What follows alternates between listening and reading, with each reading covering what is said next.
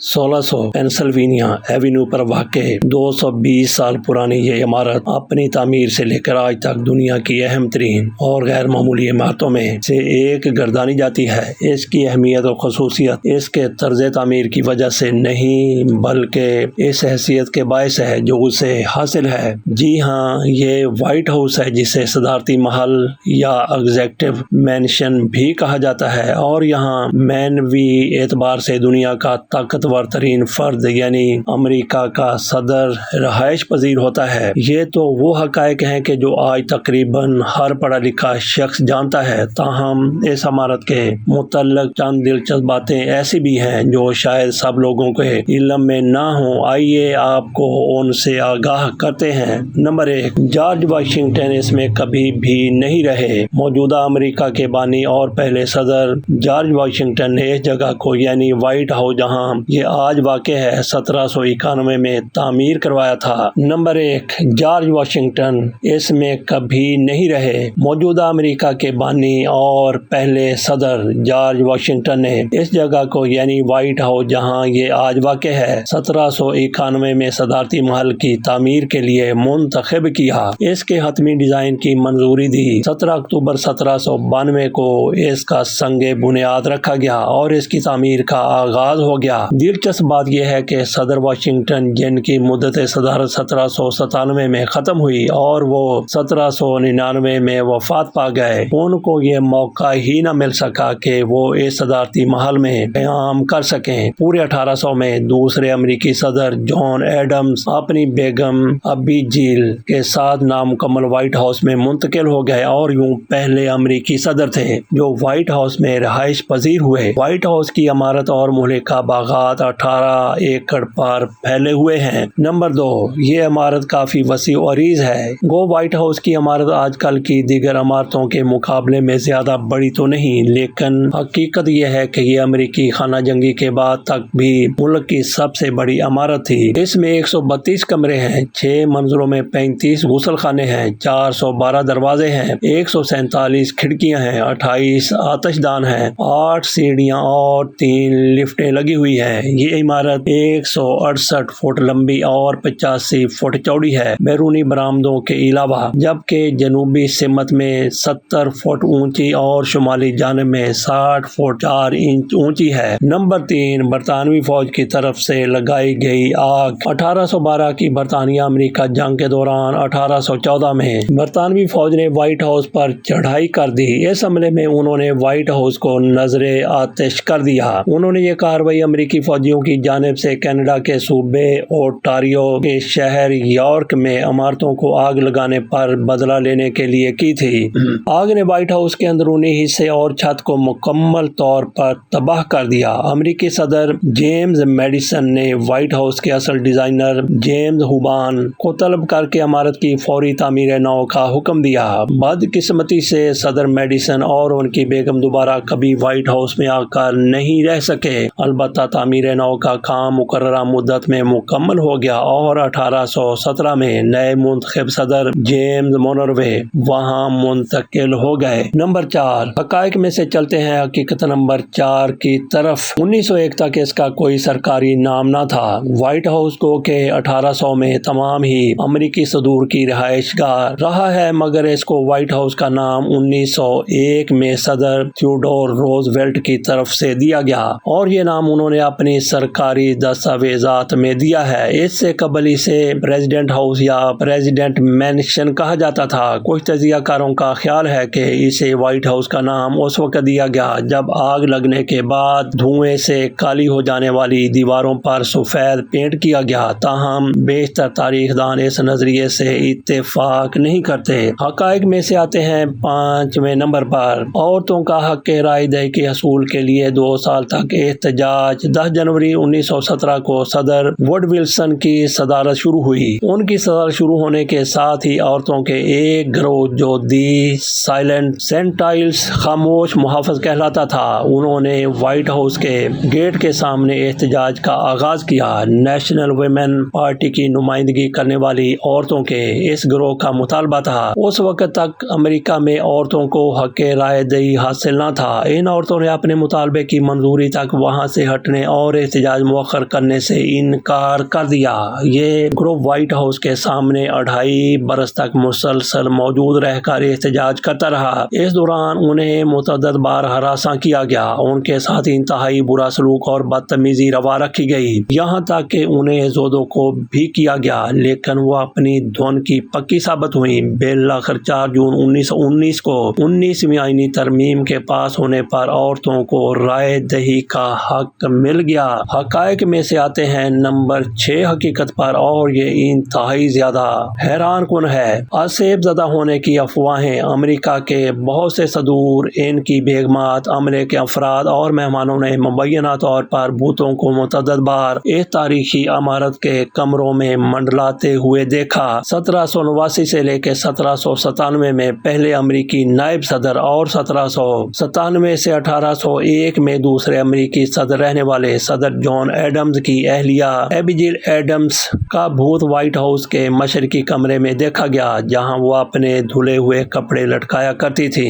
مشہور امریکی صدر ابراہیم لنکن کی اہلیہ میری ٹوڈ لنکن نے اپنے دوستوں کو بتایا کہ انہوں نے 7ویں صدر اینڈریو جیکسن کے غصیلے لہجے میں گالیاں دینے اور زور زور سے پاؤں پٹکنے کی آوازیں وائٹ ہاؤس کے کئی ہال کمروں میں سنی ہیں، تاہم ان میں سب سے زیادہ شہرت خود صدر ابراہیم لنکن ہی کے بھوت کو ملی ہے، جس کو دیکھنے کا دعویٰ 30ویں صدر کیلوین کولیج، صدر جانسن اور صدر روزویلٹ کی بیگمات نے کیا۔ اور تو اور دوسری جنگ عظیم میں وائٹ ہاؤس کے قیام کے دوران برطانوی وزیر اعظم ونسٹن چرچل کو بھی ابراہیم لنکن کا بھوت دیکھنے کا شرف حاصل ہوا یا موقع ملا۔ نمبر 7 پالتو ریچھ شیر کے بچے اور دیگر جنگلی جانور۔ اگرچہ بہت سے امریکی صدور نے وائٹ ہاؤس میں پالتو جانور جیسے کتے، بلیاں وغیرہ رکھے، لیکن کئی صدور نے اس سے آگے بڑھ کر ایسے جانور بھی وہاں پالے جو عام پالتو جانوروں میں شمار نہیں کیے جاتے اور فارم ہاؤس میں رکھے جانے والے جانور تصور کیے جاتے ہیں۔ تاہم چند صدور تو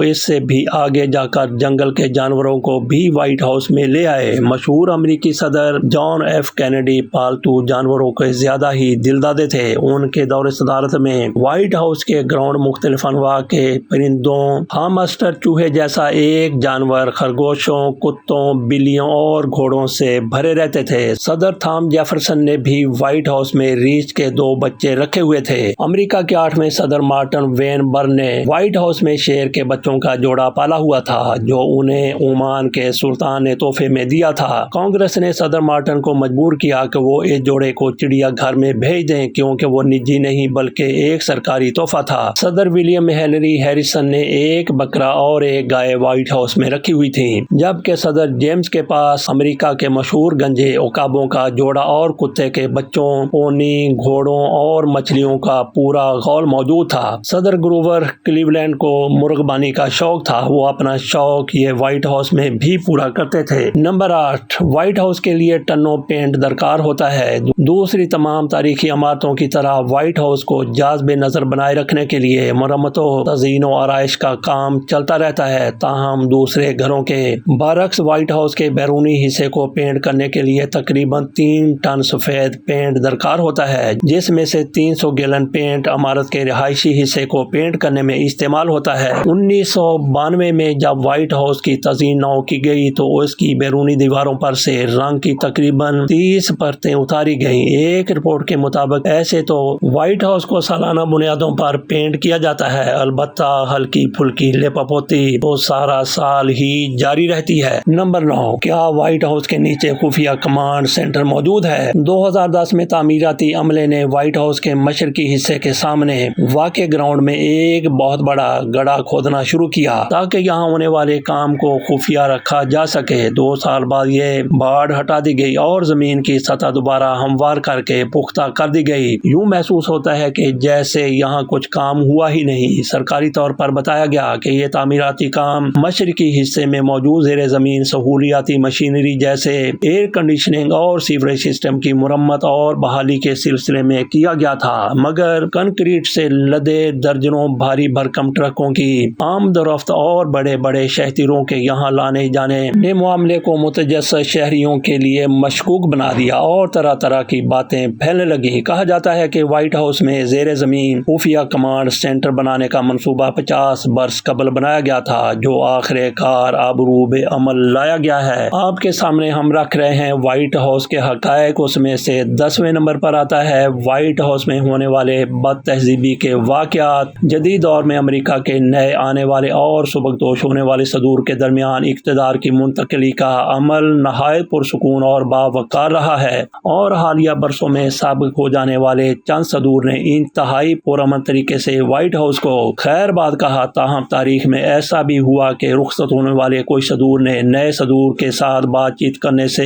گریز کیا۔ اس کی ایک مثال 1932 میں صدر ہوور اور روزویلٹ کے مابین دیکھنے میں آئی۔ البتہ کئی جانے والی حکومتوں نے آنے والی انتظامیہ کے ساتھ بے ضرر قسم کے مذاق ضرور کیے، خاص طور پر 2001 میں جب جارج بش کی انتظامیہ اقتدار سنبھالنے لگی تو بظاہر بل کلنٹن کے عملے نے وائٹ ہاؤس کو $20,000 کا نقصان پہنچایا۔ انہوں نے 30 تا 60 کمپیوٹرز کے کی بورڈز میں W کے حروف کے بٹن نکال کر وائٹ ہاؤس کی دیواروں پر مختلف جگہوں پر چسپاں کر دیے۔ علاوہ ازیں مبینہ طور پر انہوں نے دروازوں کی نابیں چوری کر لیں، میزوں کی درازیں گوند لگا کر چپکا دیں اور تقریباً 100 ٹیلی فون لائنز ڈائیورٹ کر دیں تاکہ ان پر آنے والی کال دوسرے نمبروں پر منتقل ہو جائیں اور نئے عملے کو پریشانی کا سامنا کرنا پڑے۔ نمبر 11، وائٹ ہاؤس میں کل وقتی 3000 سے زائد لوگ کام کرتے ہیں۔ جب سبکدوش ہونے والا کوئی امریکی صدر وائٹ ہاؤس سے رخصت ہوتا ہے تو وہ اپنا عملہ بھی ساتھ لے جاتا ہے تاکہ آنے والا نیا صدر اپنی مرضی کا عملہ تعینات کر سکے، مگر یکمشت 3300 کل وقتی اہلکار بھرتی کرنا کوئی کھیل نہیں ہے، یا وہ لوگ جن کی ملازمت تو وائٹ ہاؤس میں ہی ہوتی ہے لیکن ان کے دفاتر وائٹ ہاؤس سے باہر ہوتے ہیں۔ وائٹ ہاؤس کے صرف دفتر ہی میں 500 افراد ملازم ہوتے ہیں۔ نائب صدر کے دفتر میں 100، فوجی دفتر میں 1300 اور مینجمنٹ اینڈ بجٹ کے دفتر میں تقریباً 500 لوگ، جبکہ 500 سے زائد خفیہ اہلکار اور 200 افراد صدر کی حفاظت پر مامور ہوتے ہیں۔ نمبر 12، وائٹ ہاؤس کا اصلی سنگ بنیاد غائب ہو گیا۔ وائٹ ہاؤس کے سب سے زیادہ نمایاں اور قابل ذکر اس کے اصل سنگ بنیاد کا غائب ہو جانا ہے۔ 1792 میں اپنے نصب کیے جانے کے محض 24 گھنٹے کے بعد ہی وائٹ ہاؤس کا سنگ بنیاد اور کندہ کی ہوئی پیتل کی پلیٹ غائب ہو گئی، اور اس کے بعد آج تک کسی نے انہیں نہیں دیکھا۔